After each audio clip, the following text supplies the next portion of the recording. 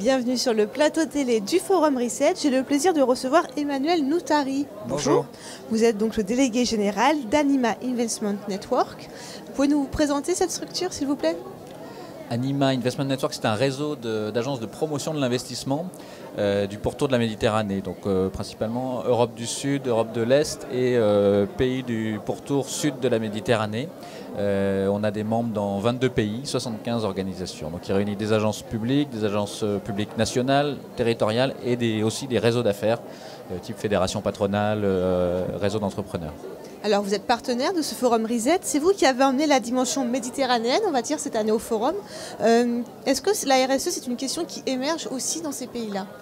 Oui, c'est une question qui est bien présente. Vous savez qu'il y a eu, ça n'a pas échappé à personne, des révolutions dans ces pays-là, donc avec une gronde sociale qui venait des régions intérieures pour dire, voilà, nous aussi on veut des emplois, nous aussi on veut du développement et un développement probablement différent.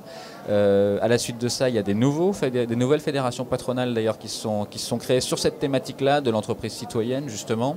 Il y a au Maroc le patronat historique qui a créé un label RSE. Le patronat tunisien, justement le nouveau patronat tunisien a créé un label RSE. Donc finalement les entreprises s'organisent, voient bien qu'il y a de la valeur globale à créer autour de ça. Et donc oui, c'est une prise de conscience qu'ont bien les entreprises sud-méditerranéennes. Est-ce qu'il y a, comme ici, des outils qui existent ? Vous me parlez d'un label que vous aviez contribué à mettre en place pour un petit peu s'assurer de la qualité et du sérieux des entreprises. Oui, alors nous on accompagne beaucoup les investisseurs étrangers vers ces pays-là et effectivement on a souhaité créer un dispositif qui valorise les investisseurs les plus vertueux, les plus inclusifs, les plus responsables.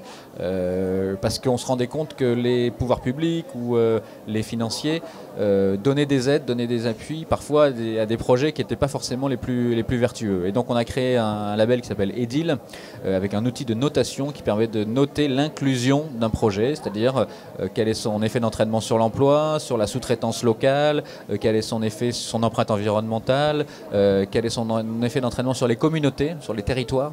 Voilà. Et grâce à ça, ça permet aux acteurs publics de faire le tri entre les plus vertueux et les moins vertueux et donc d'orienter un peu leur politique publique. C'est aussi intéressant cet outil pour des entreprises étrangères qui veulent se positionner sur ces marchés-là et qui cherchent des partenaires.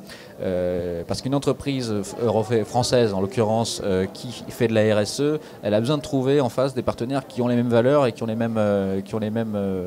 peu la même approche qu'elle. Et voilà. Et autour des deals, comme ce label existe dans plusieurs pays, ça permet de créer une communauté d'entreprises maintenant qui se reconnaissent comme ayant les mêmes valeurs et qui peuvent travailler ensemble pour faire du business.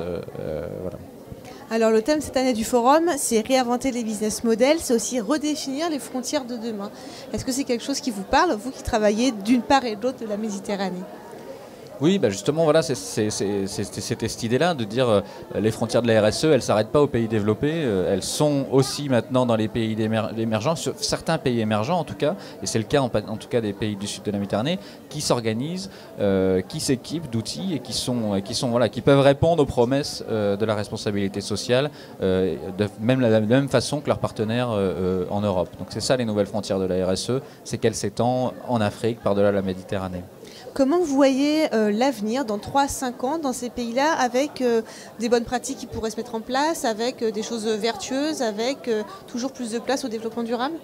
Vous sentez que c'est un vrai mouvement de fond, une vraie aspiration en tout cas de la société ? Ce que j'espère qui est en train de changer, c'est le goût entrepreneurial. Et je pense que ça sera le cas. Plus il y aura des entrepreneurs qui réussissent et qui montrent d'ailleurs leur utilité sociale, plus il y aura de bonnes pratiques, de bons exemples, de bonnes entreprises dans les pays de la Méditerranée, plus ça donnera envie aux jeunes de ces pays-là, qui sont pour beaucoup diplômés, et d'ailleurs pour beaucoup au chômage, ces diplômés, de s'engager dans des aventures entrepreneuriales responsables, puisque c'est vrai qu'on est à un tournant de la façon dont on fait l'entreprise, et je pense que les pays méditerranéens, de par aussi la diaspora qu'ils ont à l'étranger, vont complètement embrayer dans ce nouveau chemin.